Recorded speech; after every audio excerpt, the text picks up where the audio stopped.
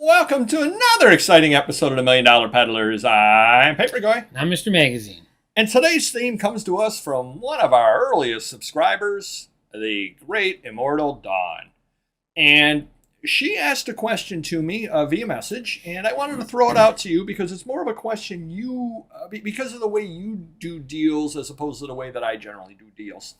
And she asked, when you're out on a buy, and no one knows where to start on an offer, how do you make sure that you don't either, well, you certainly don't want to intentionally, but that you don't inadvertently rip the other party off? Another good question. Very experienced in this field. Generally, I go where I think a lowball price that I feel they would realistically accept if they know what they're selling. Meaning a lot of people, for example, a guy came in today, he had Barbies that someone left them, they passed away or something. You know, they're 10, 20 years old. Boxes were a little rough. All right. Do not, because I don't deal in Barbies. Okay. Describe what they were. Mm-hmm. Do not say your offer. Let's see what I say, because this is a perfect example, because I do not deal in Barbies. I believe he had... So you're saying they're from like 2010, 2010, that era? I would say 2000 to 2015, something like that. Mm-hmm. And he had about 10 of them. Roughly 8 to 10 of them. 8 to 10 of them. Some were a little bigger box. Some were just narrow pink boxes. Holiday Barbie or no? Or... I think one of them was in there like that. Yeah. But like I said, there's a few that were bigger. One was a 2-pack with Ken or something like that. But again, boxes were VG middle of the road. Okay. And he came in and made some comment like, I'm not dealing with these pawn shops. They want to steal the stuff. So I come into a shop like yours. And, putting the pressure on you. Yeah, and again, who knows how he's really researching these things, but I'm going to be realistic. Okay. And look them up, and most of that stuff. All right, so you actually did look them up. I looked up the 3 better ones. So there was a Holiday Barbie, there was a box set, some fancy special edition, maybe 3 or 4, and one was a 2-pack. So I looked those up. Okay. And generally those were like 50. Don't. Okay. All right. I'm going in with no knowledge whatsoever. Right. My thought would be, and tell me how far off I am on those. Mm-hmm. My thought would be if I'm paying $5 a piece, so I'm at $50, I can't get hurt because I know a lot of those, some of the common ones probably are only $8 to $10 a piece, especially VG. Sure. Unopened boxes, as far as you could tell, because there's always that problem. Yeah, I would say unopened. I think the box sets, the better ones were not open. The pink ones maybe were, but they weren't taking out the inside. Okay. If anything, just the lid was off. Okay. Open. So my thought would be $50 would be a starting point for me at $5 a piece. I don't think I'm ripping the guy off. I don't know enough about Barbies to know which ones are good or not good, but I do remember the holiday Barbies back in the day sold for $20 to $35 each is what they sold for. Obviously different years sold for, but some were really common.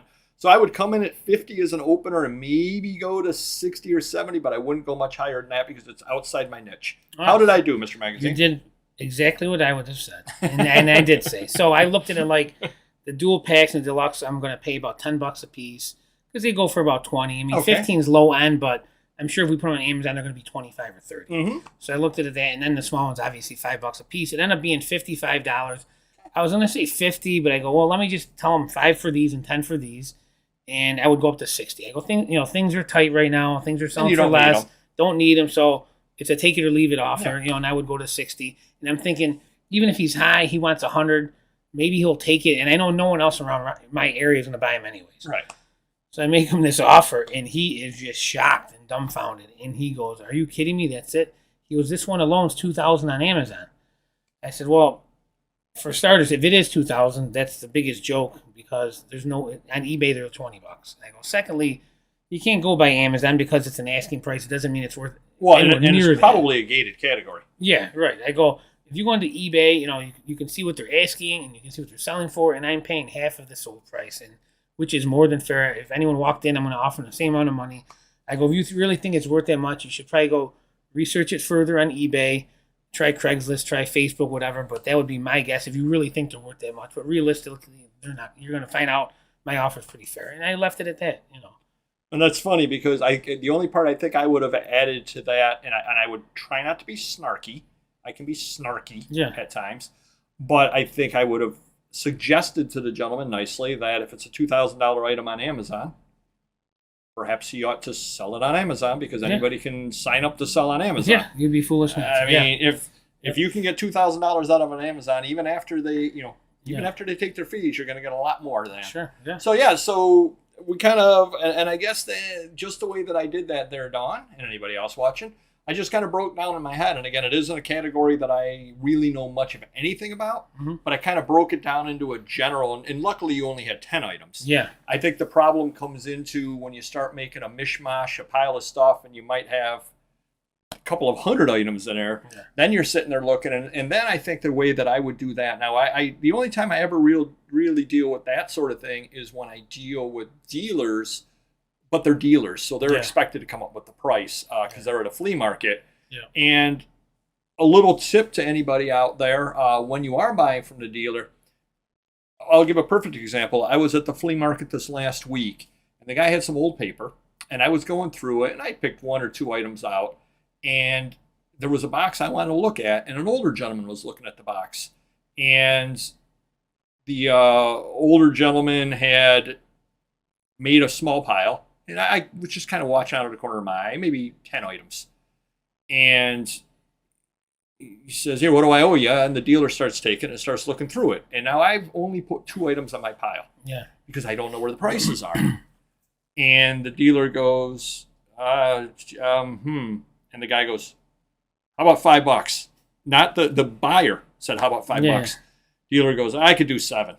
Okay, fine. Gave him 7. So I'm going 70 cents a piece for old paper. I think I can make some money. Yeah. Because that was a pile of 10 things he got him for 70 cents a piece. Sure. I'm going to be making a pile with a lot more than 10 items. Yeah. And sure enough, I got a really good deal on the stuff. But what I ended up doing as well is because I knew the deal was going to be good, I was putting a lot of very smalls in there, just individual little pieces that I knew when the guy went through, he wasn't going to count them for anything whatsoever. Right.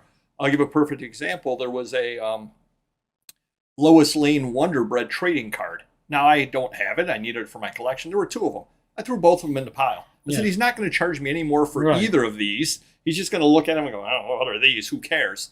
And sure enough, the price didn't really reflect those being in there. Right. So that is a little bit of an insider tip. If you can hear somebody else negotiating and see how easy the guy is to deal with. Yeah. And if they're easy to deal with, you just make that pile grow even higher, and it'll be an even better deal. Well, I think, too, you're in an advantage either way. My situation is different because people are coming to me with their stuff in my shop.